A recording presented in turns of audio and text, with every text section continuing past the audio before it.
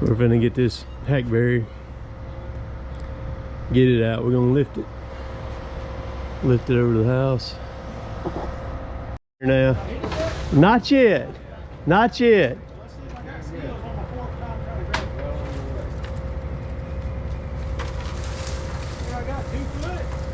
Yeah. Oh, you got it this time.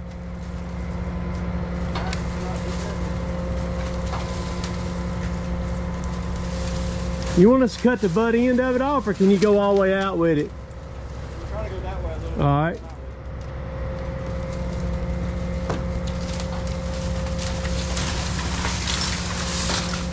As long as these don't fall out and turn Go on out this way a little bit further. There you go. You're clear now. I gotta go all the way back down here to see what I'm doing.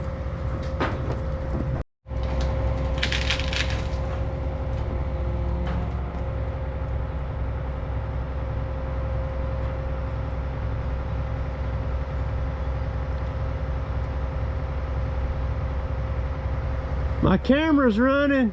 Okay, boss, sorry, boss. You burning up SD card. Burning up that battery past an SD card. You've got the stem. You've got both pieces. Plus, you had the stem on the other side too. I'm trying to just get both pieces. I don't want one to fall out. Get that one closest to you, because this other one ain't going nowhere. It's got a fork in it. All right. Now go up.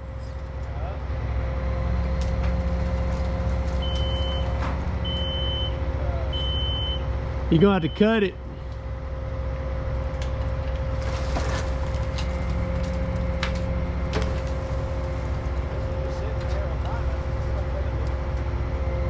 That other one's completely loose, so on the other side it's completely loose.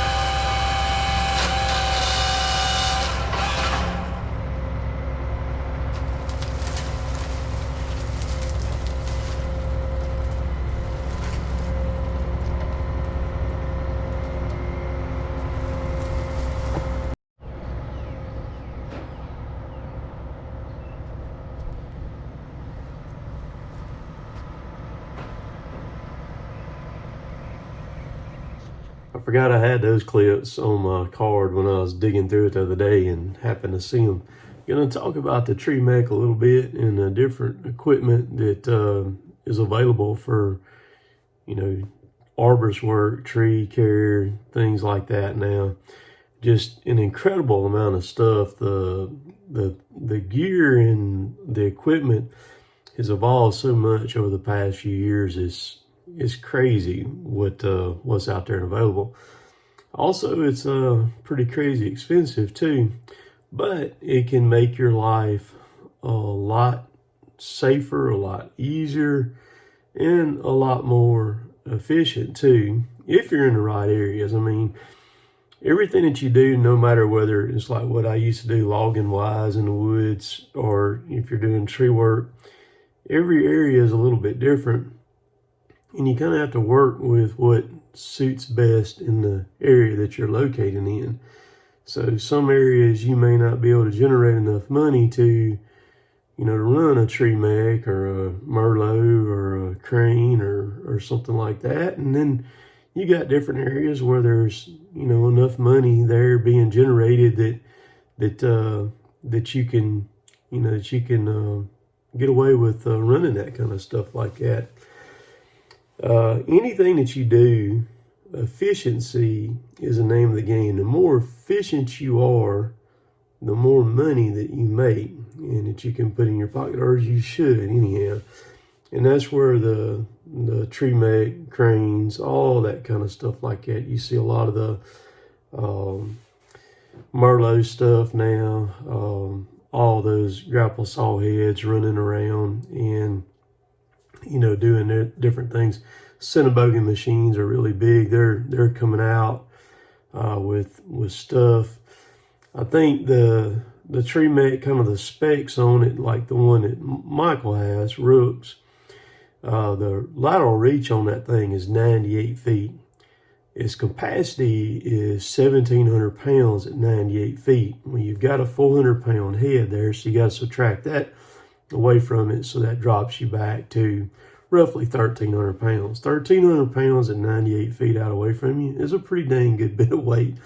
Now, they build those grapple saws, the booms and stuff, way larger, and they'll reach a lot further than 98 feet out. Now, Michael's will reach up 100, I think it's 110 or 100, I think it's 112 foot straight up is what it do. And I think the difference is the height of where it starts at going straight up. See, so you'll be able to go up, and with it going out, the back sections of the boom, they got some curvature to them and everything.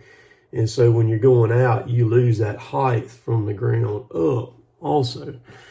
So I've worked with cranes with Kyle. I've done 3 or 4 jobs with Kyle now. That's what I've done with him on a Altec crane. It's I think it's got a 135 foot boom on it. And I think it's a 70,000 pound capacity. And at 135 foot, he's only good for about 1,300 or 1,400 pounds also. So very similar in that respect. The footprint of the Altec is a fair bit bigger than what the TreeMech is. I like the setup on the TreeMech a little bit better than the crane as far as like the ground and all that stuff. The TreeMech is not near as critical as like the crane. The crane, you pretty much got to get it off the ground where it's completely on outriggers and just sitting on them.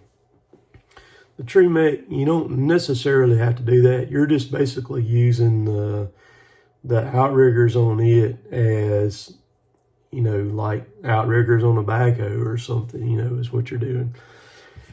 So one big difference between a crane and a TreeMech. So the TreeMech is extremely efficient if you've got a man doing the cutting for you. It's efficient if you don't have a man, but it's really, really efficient and fast if you got a man sitting there to where the TreeMech can grab out there to try to balance the limb, and that's all he's got to do. He's not grabbing it back at the tree to try to cut it out there. There's a man in a basket up there, either on a rope or something like that, and he's sitting there. As soon as the TreeMech grabs it, then, I'm running the saw, making a cut. The TreeMech, like, when you make your cut, the way he's got it grabbed, the way it supports it, the limb really don't move hardly at all. The limb or the spar or anything like that, if the operator's got it right and you've guided him right, it ain't going to hardly move. Now, the crane now, it's a little bit different now. It'll stay still. The problem with it is somebody's got to get out there on the end of that limb or where it is, and they're going to have to attach that thing. Either they're going to have to come off the ball and attach the sling to the limb or the spar, or either they got a limb walk out there, one of the two, to get out there to do it. And then you're on a string, so if there's any kind of movement that goes on, that's, that cable, that string, that strap, whatever you want to call it, if you don't have it exactly right, that thing's fixing to move, and they can move a lot. And if you're not far enough out, it'll flip. The limb will turn over and flip, and that's the reason why you see a lot of guys, they'll run double straps, spider legs, different things like that to try to support it, like in a V almost, if you will, to try to keep it from flipping. And if the crane operator is not exactly plumb over it, if he's out or in or or left or right, when that piece is cut free, then that limb or that piece is going to try to swing to that center point to line back up with the end of that boom down there. They've all got their good points and bad points. I did enjoy cutting for the Tree Mech quite a bit better than I do for the crane, because again, the stuff with the crane, very few times do you make cuts that it doesn't move for a few feet one way or the other or something when you cut it free. Like you said with the Tree Mech, that wasn't an issue. Now there's a depending on the cranes, there's a pretty good bit of price difference between the cranes and a Tree Mech. Of course, I'm talking about, like a new Tree Mech like Rook has. They're coming about $600,000. And then like a new crane like Kyle's got, you're probably looking at, $500,000, something like that. So they're a little bit less expensive. But of course, with a crane, you can't make any cuts with the crane. You depending on one or two guys out there and then a guy on the ground too to undo your rigging also. Whereas the Tree Mech, you can do it with the guy running the crane and a guy in a basket, or not have a guy in a basket, and then the guy doing the crane can run it himself, make the cut, and then place it on the ground where he needs to place it. So you don't have to have somebody on the ground, undoing your rigging like that. Now, there's one thing, that a lot of people tend to forget about or don't think about when they're buying stuff, or the cost of things. You've got the cost, and you've got a cost of operation. All right. So you've got, say you buy a $600,000 Tree Mech, and you've got all rigged up like Rook does. Well, you're going to be looking at,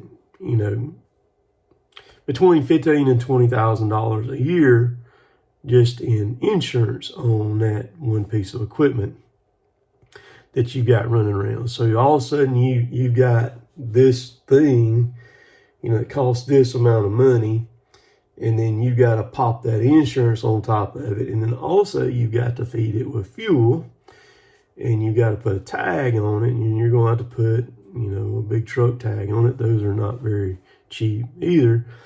So you have to really roll, if you make that move like that, and I can relate to that, because with us logging, like the processor, the tree cutter that Derek runs, the tree cutter Derek runs very, very similar in cost, about right at $600,000. Processor a little bit more than $600,000. I have been a part of paying for several machines over the years since 2008 that have all been well over $500,000. And I know what it takes as far as running wise to make something go like that and pay for it. And then on the logging end of things are so rough as far as like what the equipment is in daily. It's rough on it, and you're going to work on it a lot too. You got a huge expense on the logging equipment to keep it up and keep it going. The Tree Mech, of course, that's the first time I'd ever worked with one when I worked with Rook last week. That's a very impressive machine. I did get to run it a little bit. Rook was on the phone there one time talking to a guy, and he took the remote off, and so I just grabbed it around my waist right quick.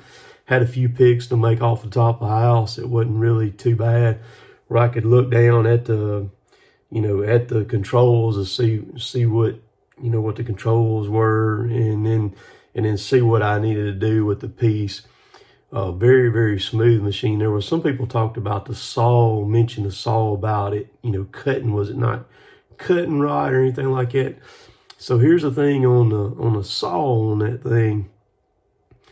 You don't want a saw that's going to cut like lightning fast. You know what I mean? Because you want it to kind of cut kind of on the slow end of things. That way you've got time to react, because like like our equipment in the woods, our saws on our machines in the woods, they're designed to cut like, when you key them up, they freaking gonna fly through it. Well, you know, if you're up in the air 100 feet, 80, 90 feet, and you're over a house or cars or whatever you're working over, you know, I think slower on the tree mech is probably a little bit better.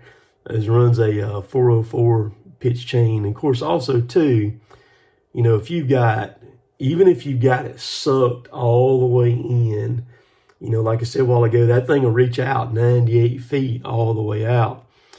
Well, even if you've got it sucked all the way in, that thing still got, you know, 100 and something feet of hose. Actually more than that, probably 150 times you come off the end of the boom and then go down through the turntable and then go all the way back to the head where the pumps are and the hydraulic tank is, you know. There's probably 150 feet of hose, you know, for each function on that machine. So that oil is just like water in a water hose. If you take a, you know, a 30 or 40 foot hose, lay it out there in your yard, and then all of a sudden you need to go out there at 150 feet and you tie 2 more hoses together to get out there to that 150 feet, it's going to slow your oil flow down quite a lot. But again, I think on that thing, slower is better because you're not as apt, like if you're cutting them limbs like Rook was in this video here, if you're cutting through those little small wire limbs and that chain's running 100 miles an hour, you're more apt to sling your chain off, you know, like that right there too. So I think I got it figured out pretty good, but enjoyed working with that. Now the lift, the CMC lift, I like the lift. I liked it a lot. There was a couple things that I didn't like about it. It was relatively slow. I understand that. I wish it was just a little bit faster because, like, if you want to come back down to the ground, I mean, it takes you a little bit to kind of get, if you're going all the way up or coming all the way down, I mean, you're looking at, you know, several minutes of elapsed time between all the way up and all the way down. I wish it would go a little bit faster. And then that was an 83-foot lift. It multifunctioned. I like that. But when you were extending out laterally, I think it had a 40-something foot lateral reach on it. But you're limited on that depending on your weight. That thing has weight sensors on it. So when you're going out laterally, if you've got over 175 pounds in the basket or on the basket, and you're going out, it's going to limit you as to how far you can go out laterally. Now, as you start to angle it up, it will let you go out, but you're still not, you can't come back down till you go back in. So as your arc curve starts up, it will let you extend out. So if you're going straight up, you have no problem going out, extending that thing all the way out. But Rook said that there are lifts out there, and I don't know which ones it are, that will let you extend all the way out the weight of whatever's in the basket. Most baskets are limited at 400 or 500 pound capacity on what they're limited at. But so like, even I weigh about 171, 72 pounds is what I come in at. But you know, when I throw 2 saws in there and a pole saw in there and my harness in there, I'm over that 175 foot threshold, and I wouldn't want to be limited on going out. I would like to be able to, the machine to be able to capable of handling extending all the way out. Now the guys, there's a lot of tree guys watch my stuff now. A lot of tree guys working the spider lifts, and that's what, if I were to buy a lift, I would like to have one that would go to 100 foot up. But I would also like to be able to extend all the way out laterally, because those normally go out to about 48 foot lateral, which would be, I would want to be able to go all the way out that. Would I ever buy a grapple saw truck? If I was in my 30s, like Rook and everything, I would probably go that route. I would probably be ambitious enough to want to go that route. Me, fixing to be 51, there's really no need in me doing it, because my thing would be to use Rook, and I'm gonna use him. And he's from here, his truck is up there to where from me to him up there is about 45 miles, so he can easily come down here very easily, and we can work together on some jobs that I've got here. I can go back up there and I can help him. So there's no need in me assuming any kind of risk like that, being that I've been there and done that, paying for these logging machines over the years that we had logging of that cost. When I can get him to come down here and I can just write him a check when he's done, and that way we can work together and I can help him stay, with money, good money coming in, doing that right there, and got him kind of, right there within a phone call of me to make the run down there. Just a lot of things to consider when you're in business as to which direction to go and what's going to be the best bang for your buck for your area and for your personal desires and uses that you're going to be using it for. And again, everything in different areas work differently. There's a bunch of tree companies now that have 3-4 humongous cranes running daily, and they're set up, to where they can sit in the street a lot of times, and like a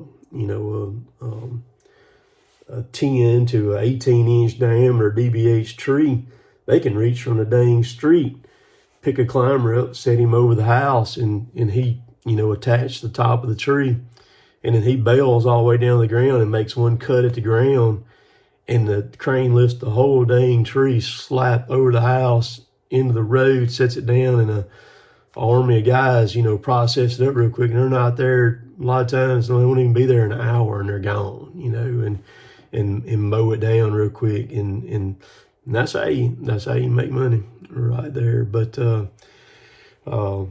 good stuff. Rook is a good operator. I kind of sized people up like that, and I did with him before I ever got around him, watched him a little bit. And you can tell who you need to be around and who you don't need to be around as far as operator goes, who you can trust your life with.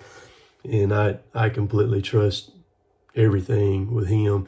And then I think it helps too, because like he was on top of that roof in this video here, and it helps if you're working with a guy like that, be his eyes for him, because he can't see everything. You can see things that he can't see from where he's on the roof, because he's 30 feet from the grapple right there, and you're kind of sitting around to the side over there. So it's real good to be able to coach those guys and tell them what they need to do.